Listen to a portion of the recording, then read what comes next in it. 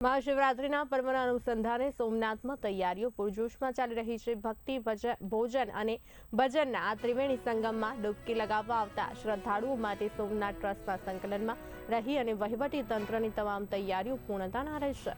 આ પર્વમાં ભાવિકોને સોમનાથના આંગણે ઓરિસ્સાથી પધારેલા સેના આર્ટિસ્ટની કલાકૃતિઓ પણ માણવા મળશે।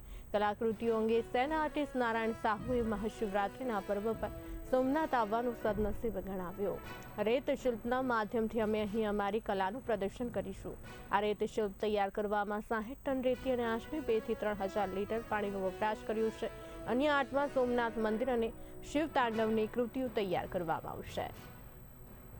काफी आज को 20 साल से मैं आप करते आ रहे हैं और आज हम लोग को मौका मिला है पवित्र स्थान जहाँ सोमनाथ जी विराजमान है और महाशिवरात्रि हो रहा है। इसके लिए हम लोग को यहाँ पे मौका मिला है कि 3 स्कल्पचर आर्ट बनाने के लिए, जो कि हम लोगों ने तीनों आर्टिस्ट मिलके बना रहे हैं। और भी आर्टिस्ट है जिनका नाम है सुबोला महाराणा और जितेंद्र महाराणा।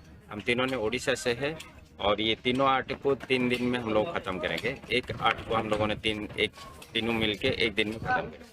तो इसमें कम से कम 60 टन सैंड और 2-3 हजार लीटर वाटर में हम लोग काम करेंगे।